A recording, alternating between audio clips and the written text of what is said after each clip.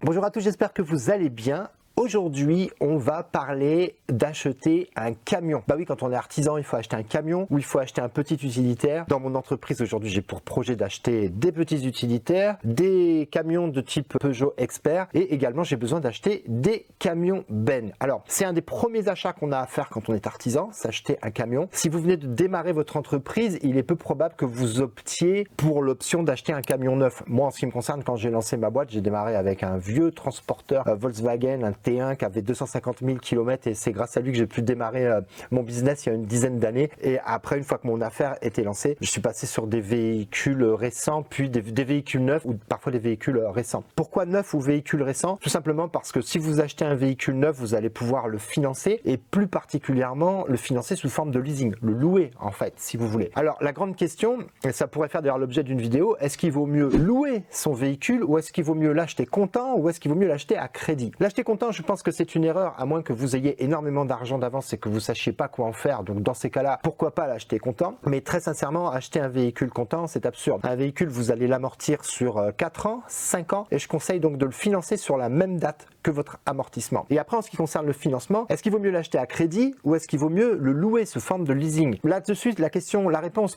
est sans appel. Bien sûr qu'il vaut mieux le louer. Pourquoi? C'est comptable. Comptablement, si vous achetez un véhicule à crédit, ça apparaîtra comme une dette dans votre société et donc lorsque vous sortirez le bilan en fin d'année, il y aura une dette du montant de ce véhicule. D'accord? Si vous l'achetez en leasing, en fait, vous passez tout simplement cet achat en location de matériel. Donc ça n'endette pas votre entreprise, ça lui crée des charges. Voilà, tout simplement. Dans tous les cas que vous achetiez comptant, à crédit ou en location, vous avez la possibilité de récupérer la TVA. Donc c'est la raison pour laquelle je conseille le leasing. Autre petite chose qui peut peut-être vous arriver si par hasard ou par malheur il vous arrivait en fait une mésaventure et que vous deviez arrêter votre activité et que vous déposiez le bilan de la société. Si vous l'avez acheté comptant, vous perdez votre argent. Si vous l'avez acheté à crédit, il est très probable que si vous démarrez votre entreprise, vous soyez caution de ce prêt et qu'on vous demande de rembourser ce camion. En revanche, si vous l'avez acheté en leasing, ça vous dégage de toute responsabilité puisque vous êtes en location. Voilà pour toutes les raisons qui pourraient me pousser à acheter tout simplement sous forme de leasing. Alors, si on veut acheter par contre en leasing, il est évident qu'on ne pourra pas acheter un vieux véhicule d'occasion en leasing. Vous serez obligé de passer sur un véhicule qui a maximum 1 an et quelque chose comme 30 000 km, c'est à voir. En tout cas, pour de la location, il faudra un véhicule très récent ou neuf. Et peut-être d'ailleurs que certains constructeurs vous feront pas de proposition de leasing sur de l'occasion.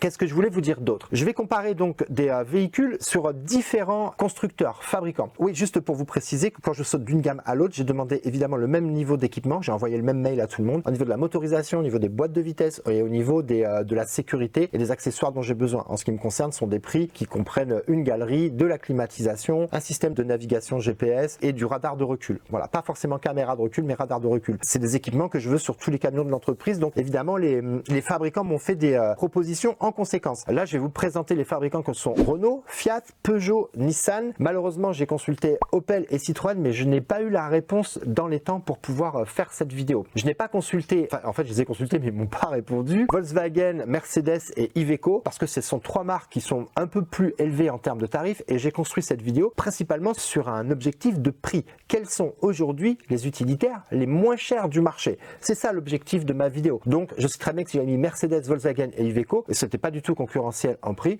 pour des raisons qui sont des raisons souvent de qualité, ils sont plus chers. Si vous avez décidé d'acheter un Mercedes, il est évident que cette vidéo va pas vous apprendre de grand chose, vous êtes prêt à payer plus cher pour ce type de véhicule. Néanmoins, il faut savoir que sur la marque Peugeot, vous allez trouver une variante en ce qui concerne le tarif. Il y a le tarif que propose Peugeot avec un taux de remise, je crois que aux alentours de 33%, et vous avez aussi l'offre qui est faite par Synertiel. Synertiel, qu'est-ce que c'est? C'est un réseau d'artisans. Moi, j'appartiens à ce réseau depuis 2014. On est à peu près 2000 artisans en France et il y a plusieurs avantages à ce réseau. J'en parlerai dans d'autres vidéos cette année puisqu'il y a un certain nombre de vidéos que je fais en partenariat avec Synertiel. Et en fait, l'offre que propose Synertiel sur Peugeot permet d'avoir un taux de remise qui monte à 41% et d'avoir une remise qui est bien meilleure donc sur les véhicules Peugeot, Opel et Citroën. Mais là, en l'occurrence, je n'ai pas eu la réponse d'Opel et de Citroën. Mais normalement, vous allez voir que l'offre Peugeot, elle est quand même pas mal du tout. Alors, je mettrai ce tableau en description de la vidéo parce que sinon cette vidéo va être complètement indigeste. Néanmoins, je vais quand même vous donner quelques chiffres. En ce qui concerne les véhicules qui sont les petits utilitaires de type Kangoo ou alors de type Doblo Cargo, Partner ou NV250, bah là en fait globalement le Kangoo reste le moins cher et l'offre Synertiel ne permet pas d'avoir un meilleur prix que ce que propose Peugeot en nous proposant tout simplement un véhicule à 18 194 €, alors que sur le Kangoo on est à 14 860 €. Je précise que tous ces prix sont hors taxe, qu'il est bien évident que si vous avez envie d'acheter un véhicule neuf, c'est que vous avez l'intention de récupérer la TVA. Acheter un véhicule neuf et payer la TVA, c'est une absurdité. C'est pour ça que si vous êtes en auto-entreprise, n'achetez pas ce véhicule avant d'être passé en société, ou alors du moins mettez-vous au régime de la TVA. 20% de TVA sur un véhicule, bien évidemment, il faut la récupérer. D'accord? Donc ça, c'est super important. Donc voilà, le Kangoo reste le moins cher du marché. J'ai pas consulté Dacia, mais je sais que Dacia fait un Docker et j'ai un de mes sous-traitants qui a un Dacia Docker Essence et il l'a payé vraiment pas cher. Donc si vraiment c'est le prix, peut-être que sur la gamme Dacia, on peut avoir quelque chose encore en dessous au niveau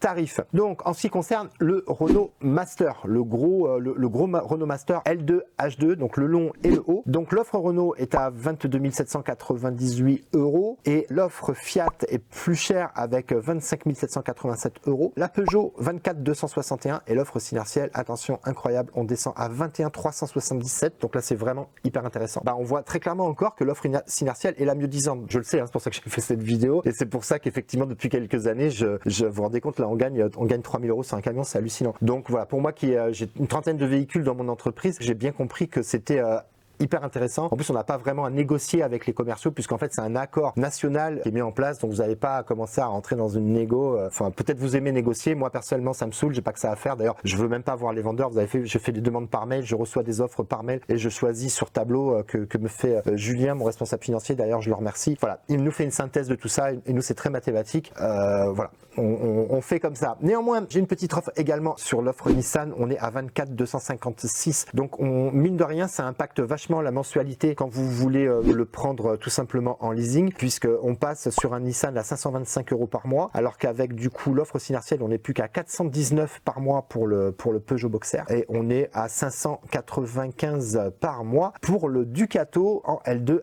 H2. Renault Master est à 470 € par mois en leasing. Je vais pas vous donner tous les prix de ce tableau. Dans effectivement la plupart des cas, on se retrouve effectivement avec l'offre Synertiel qui est meilleure marché. Ça, c'est vraiment si vous êtes sous un angle, tout simplement de prix sur vos véhicules. Après, si vous préférez par exemple avoir un Peugeot pour telle raison ou un Renault pour telle raison, il y a aussi un côté un petit peu affectif qui rentre dans l'achat d'un camion. D'ailleurs, il y a une marque que j'ai pas citée qui est quand même la marque Ford et qui propose aussi des véhicules d'un bon rapport qualité-prix, mais soit j'ai tout simplement oublié de les consulter quand j'ai fait la vidéo, ou soit encore une fois ils ne m'ont peut-être pas répondu. Mais dans tous les cas, même avec l'offre Ford, puisque j'ai eu acheté du Ford Transit, globalement en général on est plus cher que sur du Peugeot. Voilà, j'espère que cette vidéo vous permettra d'y voir un petit peu plus clair en ce qui concerne l'achat d'un véhicule neuf et des différentes offres qu'on peut vous faire. Si vous voulez en apprendre davantage là-dessus, n'hésitez pas à regarder le tableau en description. Si vous voulez en savoir davantage sur le réseau Synertiel, je mets également un lien en description de la vidéo. Je vous remercie de l'avoir suivi cette vidéo jusqu'au bout. Si vous avez des copains artisans, n'hésitez pas à la partager et à la liker avec eux, surtout s'ils veulent acheter un camion. Et on se dit à bientôt pour de nouveaux conseils dans la main forte. À bientôt, bye bye.